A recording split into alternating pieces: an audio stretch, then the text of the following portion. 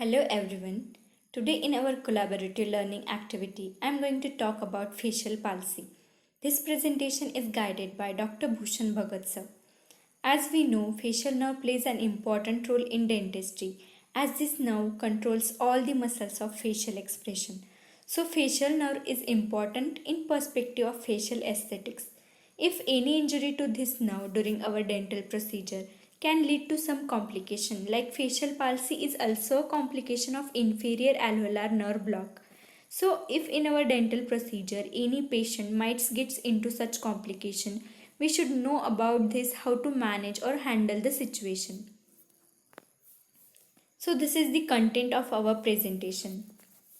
Now coming on to the introduction, there are 12 pairs of cranial nerves. These cranial nerves provide motor and sensory supply mainly to the structures within the head and neck. Facial nerve is one of them. Facial nerve is the seventh cranial nerve. It is the nerve of second branchial arch. It is mixed type of nerve as it contains motor, sensory and autonomic fibers. The motor part innervates the muscles of facial expression as well as four other muscles. These are stapedius muscle, stylohyoid muscle, posterior belly of digastric muscle and platysma. The sensory part receives taste sensation from the anterior two-thirds of the tongue. The autonomic or parasympathetic part supplies the lacrimal, submandibular and sublingual salivary glands. Now coming on to the definition of facial palsy. Facial palsy is generally defined as weakness of the facial muscles mainly resulting from temporary or permanent damage to the facial nerve. Coming to the applied anatomy, facial palsy is commonly unilateral. It may either peripheral, nuclear and central. Peripheral is from the lesion of facial nerve, nuclear is from the destruction of facial nerve nucleus and central is from the injury to the brain to the fibers passing from the cortex to the facial nucleus. Now coming on to the causes of facial palsy. In this we have congenital, neurologic, neoplastic, traumatic, iatrogenic, infections and other causes. In congenital we have Mobius syndrome, Melkerson's-Rosenthal syndrome. In neurologic we have myasthenia gravis, Guillain-Barré syndrome. In neoplastic we have facial nerve tumors like schwannoma, neurofibroma, meningiomas, parotid tumors. In traumatic we have temporal bone fractures, penetrating traumas, facial lacerations. In iatrogenic we have parodectomy, rhytidectomy, lateral skull base surgery. In infections we have otitis media, mastoiditis, bacterial causes like tuberculosis, diphtheria, viral causes like herpes zoster oticus, mumps, Lyme's disease. In other causes we have toxic and idiopathic Bell's palsy. Now coming on to the upper motor neuron lesion. It results from the damage to the neuronal cell bodies in the cortex or their axons that project via corticobulbar tract. Voluntary control of only the lower muscles of facial expression on the side contralateral to the lesion will be lost. Voluntary control of muscles of the forehead will be spared due to the bilateral innervation of the portion of the motor nucleus of the facial nerve that innervates the upper muscles of facial expression. So in this picture, you can see there is damage to neuronal cell bodies in the corticobulbar tract and loss of voluntary control over lower muscles of facial expression on the contralateral side. Now coming on to the characteristics of upper motor neuron lesion. These are facial asymmetry, atrophy of muscles of lower portion of the face on affected side, obliteration of nasolabial fold, drooping of angle of the mouth with the dribbling of saliva, no eyebrow droop, accumulation of food behind the cheek, inability to blow the cheek, inability to show the teeth properly. In this picture of upper motor neuron lesion patient, you can see there is obliteration of nasolabial fold and also there is drooping of angle of the mouth. Now coming on to the lower motor neuron lesion. It results from damage to the motor nucleus of facial nerve or its axons. It results in paralysis of all facial expression including those of forehead ipsilateral to the lesion. Clinical correlation: a lower motor neuron lesion of facial nerve which occurs at or beyond the stylomastoid foramen and is commonly referred to as Bell's palsy. In this picture you can see there is whole ipsilateral face is affected, and this lesion is present typically at or beyond the stylomastoid foramen. Now coming on to the central versus peripheral facial palsy. In this peripheral facial palsy picture, you can see there is loss of forehead and brow movements. Patient is unable to close eyes and drooping of eyelids. Also there is loss of nasolabial folds and drooping of lower lip. In central facial palsy picture, you can see there is preservation of forehead and brow movements due to the bilateral innervation, and also there is the loss of nasolabial folds and drooping of lower lip. So these are the some differentiating points between the upper motor neuron lesion and the lower motor neuron lesion. Upper motor neuron lesion is supranuclear and lower motor neuron lesion is infranuclear. In upper motor neuron lesion, patient can make furrows on looking upwards. In lower motor neuron lesion, patient are lost on looking upwards on the side of face affected. In upper motor neuron lesion, lower part of the face on the side opposite to the lesion involved. In lower motor neuron lesion, the whole face and forehead involved on the same side of the lesion. In upper motor neuron lesion, this present in the pons, and lower motor neuron lesion is present in the pons or in the pathway from pons to its exit. Upper motor neuron lesion is isolated involvement of this type is rare, and in lower motor neuron lesion isolated lesion is common. Upper motor neuron lesion is invariably involved with hemiplegia, and lower motor neuron lesion it may be associated with the hemiplegia. Now in this picture you can see in upper motor neuron lesion patient there is obliteration of nasolabial fold and there is drooping of angle of mouth, but patient is able to close her eyes. In lower motor neuron lesion patient, you can see the patient is unable to close her eyes and there is obliteration of nasolabial fold, and also you can see there is drooping of angle of mouth. Now coming on to the Bell's palsy. Bell's palsy is defined as idiopathic paresis or paralysis of the facial nerve of sudden onset. Unilateral lower motor neuron paralysis of sudden onset not related to any other disease elsewhere in the body. The name ascribed to Sir Charles Bell, who in 1821 demonstrated the separation of the motor and sensory innervations. Now coming on to the epidemiology. Half of the facial palsy qualify as Bell's palsy. Annual incidence is 10 to 40 cases per 1 lakh. Lifetime incidence is 1:60. Risk is 3.3 times greater in pregnancy, especially in the third trimester.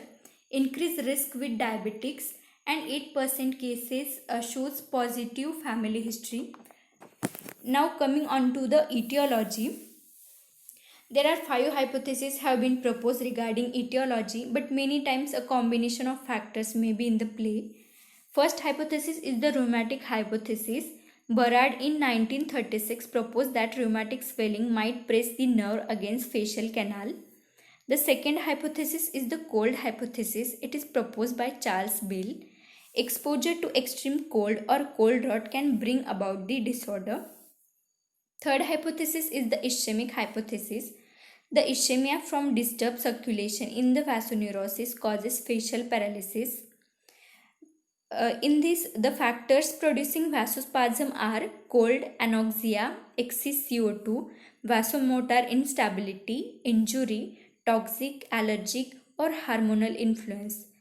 The fourth hypothesis is the immunological hypothesis, postulated that in vivo sensitization of lymphocytes to peripheral nerve myelin gives rise to a cell-mediated autoimmune response in both the conditions. Fifth hypothesis is the viral hypothesis. In this hypothesis, proponents believe that Bell's palsy is caused by herpes simplex virus. This hypothesis has gained much attention because of high frequency of elevated viral antibody titer as well as interferons in this patient. The combination of facial palsy with herpes is known as Ramsay-Hunt syndrome. Now coming on to the clinical features of Bell's palsy. These are in this unilateral involvement of entire face is seen. Corner of mouth droops down causing drooling of saliva. Excessive tearing, inability to close the affected eye or wink or raise the eyebrow. In this picture you can see the possible symptoms of Bell's palsy. There is droopy eyelid, dry eye, facial paralysis or facial weakness. There is drooping of corner of mouth or dry mouth, and there is a patient can also experience impaired taste. Bell's sign is an important clinical feature of the Bell's palsy. In this patient is attempt to close the eyelid. The eyeballs rolls upward so that pupil is covered and white sclera is seen. Inability to elevate upper or lower lip, widening of palpebral fissure, loss of blink reflex, obliteration of nasolabial fold, and speech becomes slurred. In this patient of Bell's palsy, you can see patient is unable to close his eyes. There is widening of palpebral fissure. Patient cannot make furrows, and also there is loss of nasolabial fold, and there is drooping of angle of mouth is seen. Now coming on to the diagnosis. This is Hausmann-Brackmann's classification. In this we can grade the Bell's palsy according to its severity. Grade 1 is normal function without weakness. Grade 2 is slight facial asymmetry with minor synkinesis. Grade 3 is obvious asymmetry with residual forehead movement. Grade 4 is obvious disfiguring asymmetry with lack of forehead motion and incomplete eye closure. Grade 5 is asymmetry at rest and only slight facial movement. Grade 6 is complete absence of tone and motion. So these are the topognostic tests. These are tests used to determine the level of lesion. In this, first test is Schirmer test. In this, greater superficial petrosal nerve is tested and function assesses rate of lacrimation.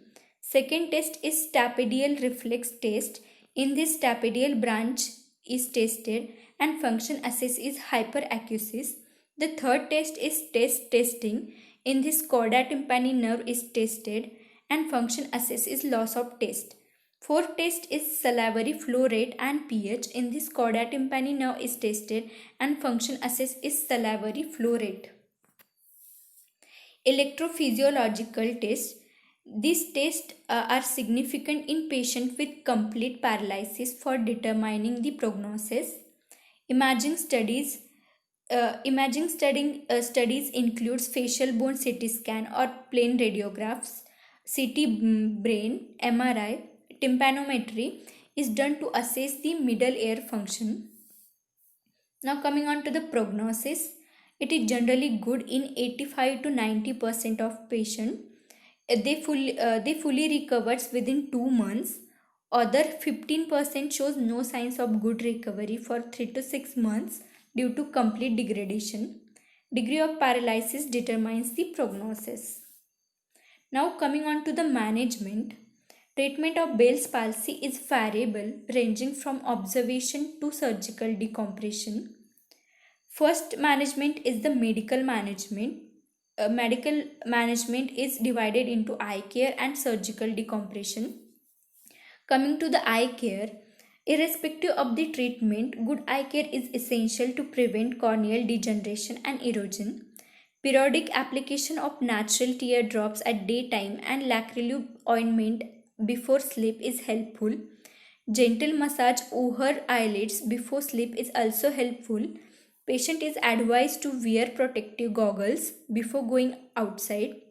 Oral prednisone in the dose of 1 mg per kg per day may be prescribed to minimize degeneration and relieve pain. Coming to the surgical decompression, it is hypothesis that Facial nerve may undergo pathological compression injury due to edema at the facial canal. Surgical decompression may decrease edema and allows exoplasmic flow. This procedure is done through middle fossa approach. It is carried out within 2 weeks before irreversible damage to nerve. Now coming on to the surgical management. Surgical management is divided into two major sections, that is primary management and secondary management. Primary surgical management describes common clinical practice with respect to acute extracranial facial nerve injuries, and secondary surgical management is aimed at aesthetic improvement and facial reanimation. Now coming on to the primary management. Primary management includes neuroraphy, guided nerve regeneration, graft neuroraphy, cross-facial nerve grafting, and nerve transposition. Coming to the neuroraphy. In neuroraphy, surgical suturing of divided nerve is done. It is indicated in sharp, precise laceration. For this, nylon or Prolene sutures are used. Second is guided nerve regeneration. In this, we place a conduit to guide axonal sprouting and regeneration across a nerve gap. It is helpful only if a nerve gap is less than 3 cm. An alloplastic nerve conduit like polyglycolic acid or polytetrafluoroethylene is used. The third is graft neuroraphy. It is identical to that of direct nerve repair with the exception of requiring an additional anastomosis for each nerve branch. In this, donor sites are greater auricular nerve, sural nerve, and antibranchial cutaneous nerve. Fourth is cross-facial nerve grafting. A branch of normal facial nerve is sacrificed in this. Fifth is nerve transposition. In this, there are two conditions. First condition, in this isolated segmental injury to a crucial branch of facial nerve. In this, transposition of less critical segment like frontal and cervical is done. Second condition is in this extreme proximal facial nerve injury. This can be repaired by hypoglossal nerve transposition. Now coming on to the secondary management. In this, first surgical technique is temporalis lengthening with fascia lata. Fascia lata is obtained from lateral aspect of thighs. Advantage of fascia lata is it does not require a lot of blood supply for survival. Temporalis lengthening without fascia lata. This is done through Labes technique. The third surgical technique is static suspension. In this, reconstruction of nasolabial and labial commissure is done. Autogenic tissue is preferred for this.